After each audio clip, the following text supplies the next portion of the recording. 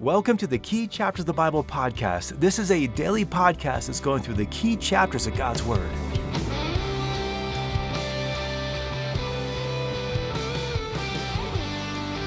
When I meet the Lord, I hope He's going to say something like, "Well done, good and faithful servant." And yet in Jeremiah chapter 23, there are some so-called shepherds of God's people who did hear Him say, "Woe to the shepherds who are destroying and scattering the sheep of my pasture." Well, hello, my name is Russ Brewer, pastor of Wellington Community Church in beautiful Colorado, and you're listening to our daily podcast that is going through the key chapters of God's Word. Today we turn to Jeremiah chapter 23, which is a combination of judgment and prophecy and more judgment. And so as we get into this chapter, you'll remember from our study yesterday how we were talking about how Jesus fulfilled God's prophecies regarding David and Jeconiah, and He fulfilled those perfectly. And I love how we come to the very next chapter. That was chapter 22 yesterday, today chapter 23. And here we are in chapter 23, going right into a prophecy about the Messiah in verses 3 to 6 and about His reign as king and His kingdom. And it's just this exciting promise of what we can look forward to. But before we get to that prophecy, let's put that passage in its setting, and that's starting in verse 1 here. So in verse 1, the Lord says, "Woe to the shepherds who are destroying and scattering the sheep of my pasture." Now remember, yesterday he was talking to the kings and talking about how they were just leading people astray, and here we're seeing that these shepherds are leading people astray too. Now, the term shepherd here is speaking of the role and responsibility of the religious leaders in their day, the leadership in general, the religious leaders in particular. In fact, the modern term pastor is just the Latin term for shepherd, and it highlights the role that a leader should have over God's people. An actual shepherd would feed the flock. He would lead the sheep to pastures where they can get healthy grass and water. He would protect them from all kinds of dangers, and he would keep them from wandering off. In many ways, that is the responsibility of a religious leader today. They are to stay with the people. They are to teach them quality truths from God's Word. Hopefully, they're going to keep them from false teachers and dangers and from wandering off. But that job was failed by these pastors in Jeremiah 23, verse 2. Verse 2 says, "Therefore thus says the Lord God of Israel concerning the shepherds who are tending my people, you have scattered my flock and driven them away, and you have not attended to them. Behold, I am about to attend to you for the evil of your deeds, declares the Lord." You see, rather than drawing the people to God, these shepherds were pushing them away. Rather than teaching people God's Word and making sure the people were spiritually healthy, these shepherds taught foolishness, which just led to their spiritual decay. And the Lord spends a ton of this chapter talking about these false teachers. But before we get to them, the Lord lets us know in verse 3 that He will send a true righteous shepherd for His people. And so He says in verse 3, "Then I myself will gather the remnant of my flock out of the countries where I have driven them, and bring them back to their pasture, and they will be fruitful and multiply." Notice again that we are seeing this theme of the returning of the exile. We've been seeing this theme time and again throughout the books of Isaiah and Jeremiah, where the Lord is bringing judgment upon His people for their apostasy. They're going to be scattered throughout the nations, but the Lord will one day gather His people back to Him. They'll be His people. He'll be their king. And at the end of verse 3, we see they'll be fruitful and they will multiply.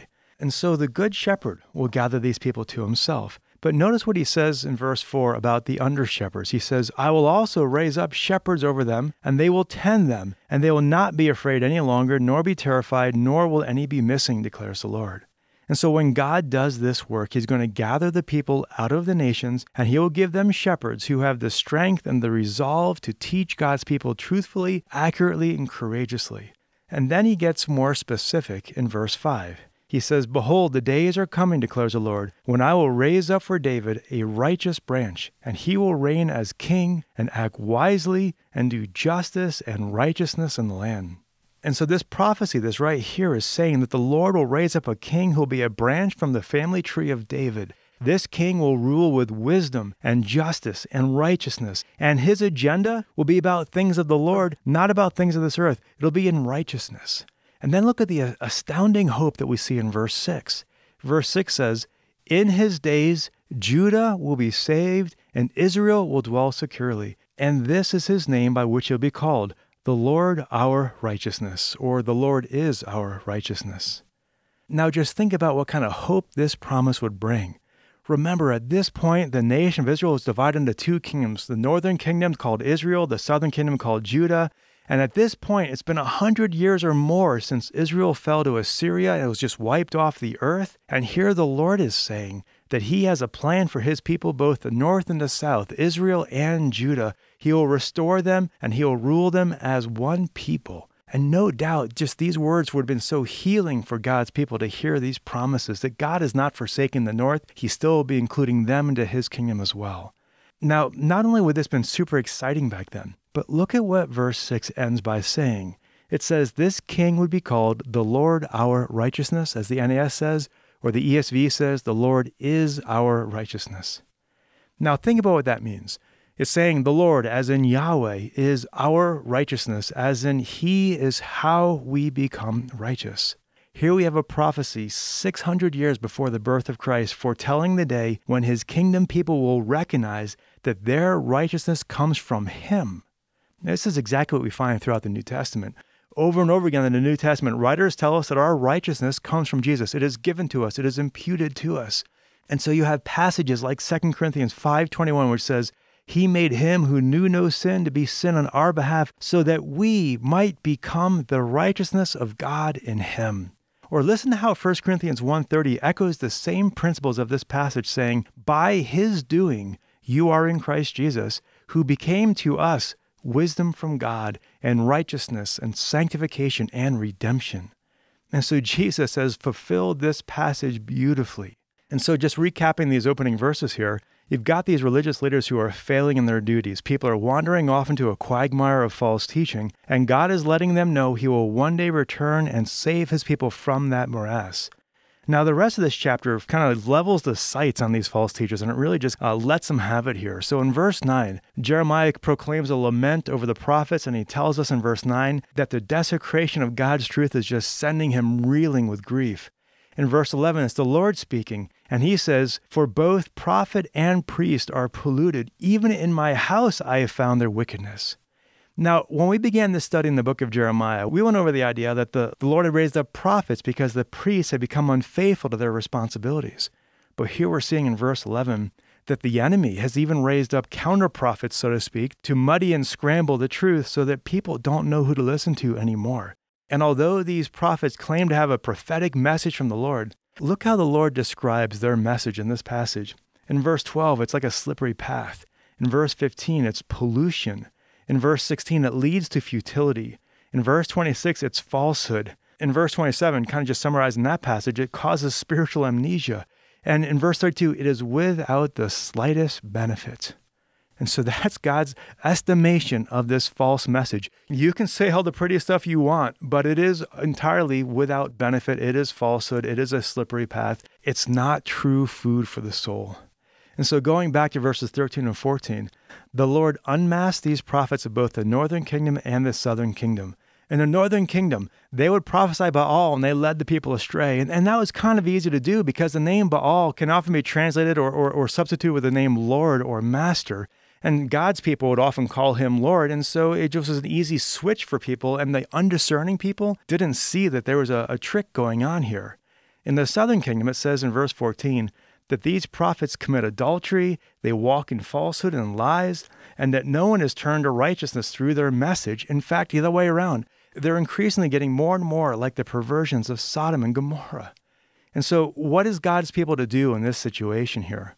Well, the Lord answers that question in verse 16. He says, thus says the Lord of hosts, do not listen to the words of the prophets who are prophesying to you. They are leading you into futility. They speak a vision of their own imagination, not from the mouth of the Lord. You see, the Lord's saying, guys, don't listen to these false teachers. They have visions. They claim they have visions, but it is from their own imagination. They're not seeing things that are real or from God. And so this message was made up. And look what this made-up message consisted in verse 17. In verse 17, it says, they keep saying to those who despise me, the Lord has said, you will have peace. And as for everyone who walks in the stubbornness of their own heart, they say, calamity will not fall upon you. And so these false prophets had perfected this peaceful, calming, encouraging message.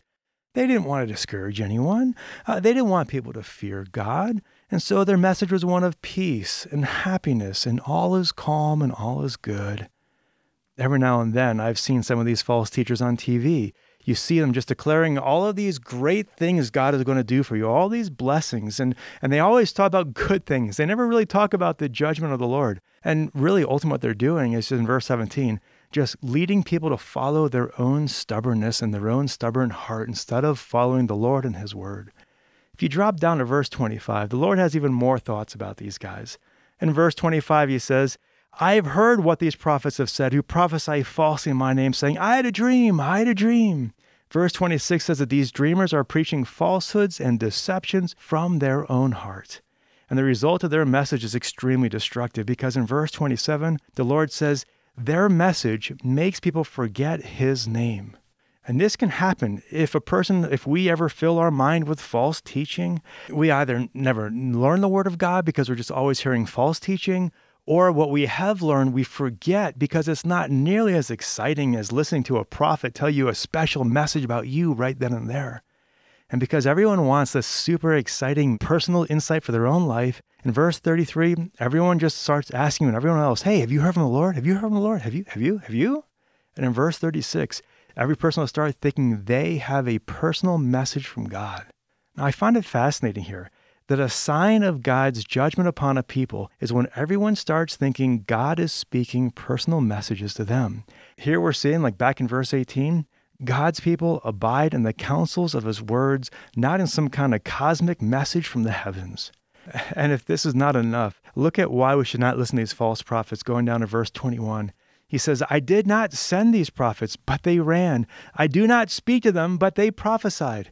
In verse 32, he says, I did not send them or command them, nor do they furnish this people with the slightest benefit.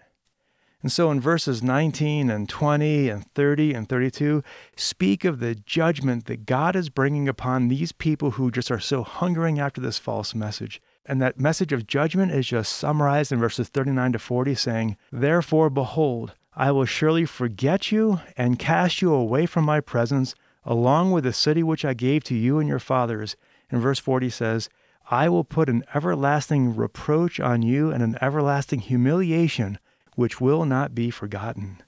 No one is following the simple instructions we see back in verse 18, where the Lord asks, who will just abide in his counsel? Who has sought to hear his word? Who seeks to understand and listen? It is so simple just to go to God's word and say, okay, I'm going to listen to what you have to say. I'm going to live it. And look what would happen if they did that down in verse 22. But if they had stood in my counsel, then they would have announced my words to my people and would have turned them back from their evil way and the evil of their deeds.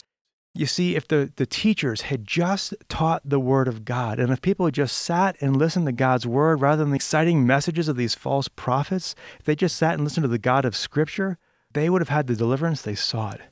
And yet, we can see why they don't want to abide in the Lord's word in verse 29. In verse 29, he says, is not my word like fire, declares the Lord, and like a hammer which shatters a rock? You see, at times God's word is uncomfortable. It has true power. It breaks into the soul of a person and burns their conscience and crushes their rebellion.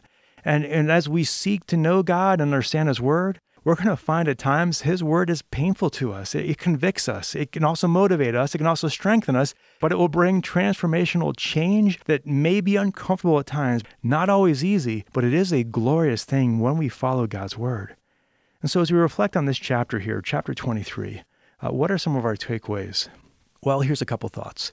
First, let's continually be looking for the return of our Lord and Savior. Going back to the very beginning, remember this was about the Messiah at the beginning? He will come back to establish his kingdom, and let us be like those faithful listeners in Jeremiah's day, waiting for that day to come. Second, let's seek the Lord for discernment, that we would recognize the false teachers of our day, that we would be wary of anyone who is too quick to proclaim a message of peace and prosperity to us, or tell us about their dreams, that we'd be like, no, I want to hear the word of God. And finally, let's just go to the Lord and just seek him, that he would give us a heart that would love his word and cherish it and delight in it. And even when it burns us or breaks us or crushes us, we'll still rejoice in it because we know that all of that transformation is for our good and for God's glory. And if there are any of us who are listening who are teachers of God's word, let us be especially diligent to study it and know it and teach it rightly. Well, we'll end things there. Thanks so much for being a part of this study. It was so great to go through Jeremiah 23 with you. Hope you have a great rest of your day, and we'll catch you tomorrow. Until then, God bless.